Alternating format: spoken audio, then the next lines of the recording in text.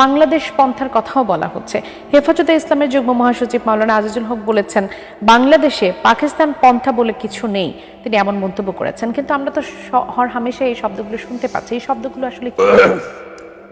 যাদেরকে 500 টাকার জায়গায় 1000 টাকা দিলে ওয়াজের বা মোনাজাতের ভাষা পরিবর্তন হয়ে যায়, এদের কথার কোনো উত্তর আমি দিতে চাই না।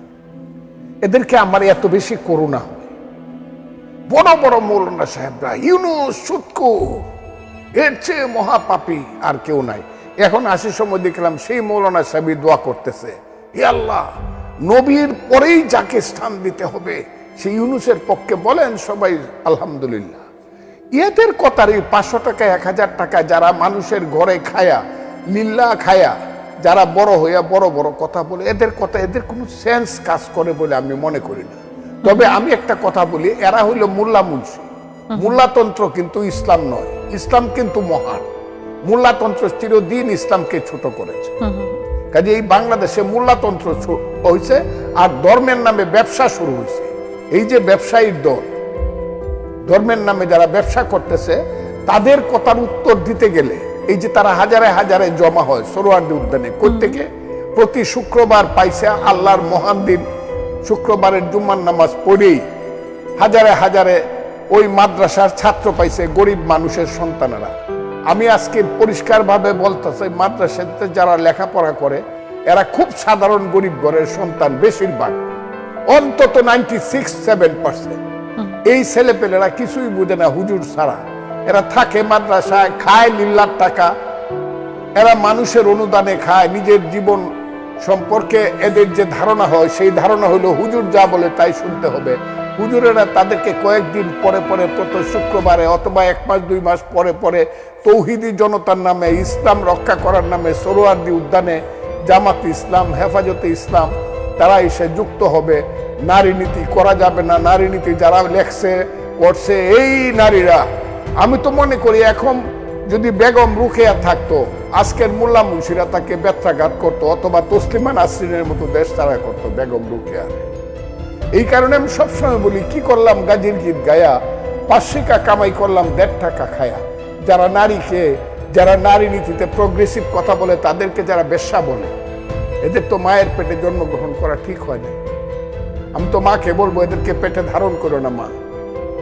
বা ইভেন মৌলানা মৌলভী সাহেবদের ঘরে যে মায়েরা বোনেরা, তাদেরকে বলবো তোমরা এদের বাচ্চা পেটে নিও না, এরা তোমাদেরকে খুব ছোট নজরে দেখে। আমি খুব কঠিন কথাগুলো, এই this time once it will come, যে বাংলাদেশের 1 কোটি মহিলা, তারা তো 50%, 18 কোটি মানুষের মধ্যে আমার মা বোনেরা তো 9 কোটি।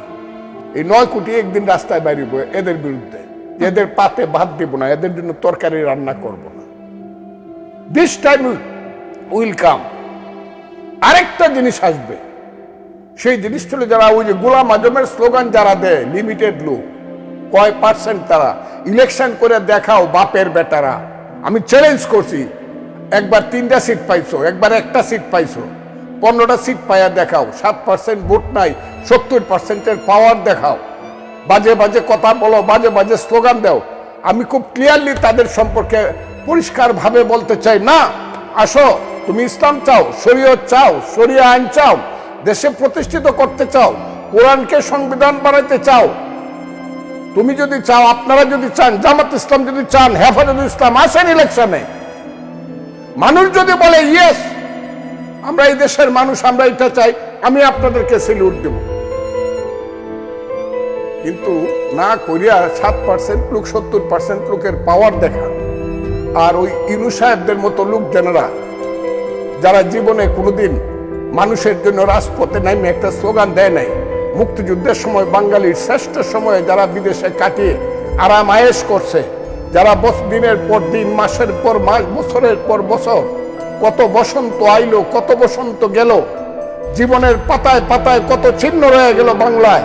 একদিন যারা শহীদ মিনারে যায় নাই, একদিন যারা স্মৃতিসৌধে যায় নাই, একদিন যারা শহীদদের প্রতি শ্রদ্ধা নিবেদন করে নাই, তারা বাংলার পাওয়ার পায়া এইসব লোকজনের মাধ্যমে এই বাংলাদেশকে আজকে নতুন ভাবে পাকিস্তান বানাতে, না পাকিস্তানও তারা বানাইতে, তারা এই দেশটাকে জঙ্গিদের একটা রাষ্ট্র করতে চায়, লাইক আফগানিস্তান। যে আফগানিস্তানে আল কায়দা আসার আগে 50% বিচারক ছিল মহিলা, 62% শিক্ষক ছিল মহিলা, আজকে একজনও নয়। ক্লাস 5 পরে যদি উচ্চ শিক্ষা নিতে যায় আফগানিস্তানের কোনো মেয়ে, সে লুকায়া তাকে পাকিস্তানে আসতে হবে। তারা দেশটাকে এই করতে চায়, কি না করতেছে তারা, এই দেশটাকে কি ধরনের স্লোগান তারা দিচ্ছে, এই দেশটাকে অন্ধকারে নেওয়ার জন্য, মধ্যযুগের বর্বরতার দিকে নিয়ে যাওয়ার জন্য, যারা মুক্তিযুদ্ধকে অস্বীকার করতে চায়, প্রগতিকে অস্বীকার করতে চায়, যারা দুনিয়াদারিকে ফির দুনিয়া ওয়াফিল আখিরাত, যারা গণতন্ত্রকে অস্বীকার করতে চায়, প্রত্যেক দিন যারা ওয়াজ পড়ে পড়ে হে আল্লাহ এই দেশে যাতে আর কোনোদিন নির্বাচন না হয়, আজীবন জাতি 59 সপ্তাহে মিললে যারা দোয়া করে, যারা মুনাজাত করে, তাদের হাতে দেশটাকে দিয়ে দিতে হবে। এই দেশে আর মানুষ নাই, এই দেশে সব মানুষ শুধু মোল্লা মুন্সি হবে। এই দেশে প্রাইমারি স্কুলে একটা ছেলে পড়বে না সরয় সরয় রস্যই দীর্ঘই, এই দেশে একটা ছেলে পড়বে না পাখি সব করের রাতি পোহালো, কারণ এই কুসুম কলি সকলি ফুটিল রাখাল গরুর পাল লয়ে যায় মাঠে। এই দেশে কোনো ছাত্র হবে না যে ছাত্র বলবে বলো বীর বলো উন্নত মম শির শির নেহারি আমারই নত শির শিকর হিমাদ্রির। এই দেশে কোনো বিজ্ঞান পড়বে না একটা ছেলে যে বলবে a plus b whole square is equal to a square plus twice b plus b square। এখানে সাহিত্যিক সাংবাদিক বুদ্ধিজীবী হবে না, আধুনিক বুদ্ধিজীবী, এখানে বিজ্ঞানী হবে না, এখানে রিসার্চ হবে না। ঢাকা বিশ্ববিদ্যালয়ে এটাকে একটা সিনিয়র মাদ্রাসা বানাইছে। এখন এই আজকে দেখলাম ছেলেরা স্লোগান দিচ্ছে, জামাতের যে ভাইস চ্যান্সেলর সে জামাত, ওই রাজশাহীর ভাইস চ্যান্সেলর জামাত, সব শেষ করে দিচ্ছে। এটাকে কি আমরা বাংলাদেশের সিনিয়র মাদ্রাসা বানানোর জন্য 1921 সনে সারা বাঙালি জাতির স্বপ্নে ঢাকা বিশ্ববিদ্যালয় হয়েছিল, যে বিশ্ব বলে তাইকা দিনে দিনে মাসে মাসে বছরে বছরে ক্ষণে ক্ষণে ক্ষণজন্মা পুরুষেরা জন্মগ্রহণ করেছিল, মহামানবরা জন্মগ্রহণ করেছিল। সেই মহামানবদের মধ্যে আজকে এই বাংলায় এমন একটা অবস্থা হয়েছে, তারা সব যেন মরে বেঁচে গেছে, যারা বেঁচে আছে তারা মরে গেছে। আর এখানে এখন তাদের রাজত্ব কায়েম হয়েছে যারা বিশ্বাস করে না আধুনিকতায়, যারা বিশ্বাস করে না বিজ্ঞানে, যারা একদিন বিশ্বাস করতো না চাঁদে মানুষ গেছে কাফের বলতো, যারা একদিন মাইক বাজায় গান বাজায় বিয়া করলে কইতো যে বিয়া সহি বিয়া হয় না, এটা এই বিয়ার সন্তান জারজ হবে, যারা এখন ঘন্টার পর ঘন্টা মাইক বাজায় আজহারি সাবরা মৌলানা সাবরা বক্তৃতা করে, এইটার একটা ব্যাখ্যাও দেয় না যে আগে কেন এটা কইছিলেন। এই যে দেশ, এই দেশটা সৃষ্টি করার জন্য তো আমরা যুদ্ধ করি না। আমি যখন যুদ্ধে যাই আপনি শুনবেন আমি কেন এইসব কথা বলি। আমার বয়স তখন 23 বছর, এর আগে 10 বছর আগে থেকে আমি পলিটিক্স করি, স্লোগান শিখছি। তোমার আমার ঠিকানা পদ্মা মেঘনা যমুনা, জেলের পর জেলে গেছি, মাসের পর মাস পাকিস্তান আমলে। খুব ছোট ছেলে ছিলাম না, মুক্তিযুদ্ধের সময় MA ফাইনাল ইয়ারে পড়ি ঢাকা বিশ্ববিদ্যালয়ে, 116 নম্বর ইকবাল হলে থাকি। এই সিরাজুল আলম খান, এই যে হারামজাদা আওয়ামী লীগের ক্ষমতায় থাকতে শেখ হাসিনা, যাদের মধ্যে কোন ধরনের কৃতজ্ঞতা বোধ ছিল না, সিরাজুল আলম খান মরার পরে একটা শোক প্রস্তাব পর্যন্ত নেয় নাই। সেই সিরাজুল আলম খান তৎকালীন বাংলাদেশের শ্রেষ্ঠ রবীন্দ্রসঙ্গীত শিল্পী জাহিদুর রহিমকে ডাকে আইনা বললেন, জাহিদ ভাই এই গানটা গান তো আমার সোনার বাংলা আমি তোমায় ভালোবাসি, এটার আমি ফজলুর রহমান সাক্ষী। এই গানটা জাহিদুর রহিম গাইল, তারপরে গাইলো গান তো ধনে ধান্যে পুষ্পে ভরা আমাদেরই বসুন্ধরা। এগুলা কইলে পরে কান্না আসে।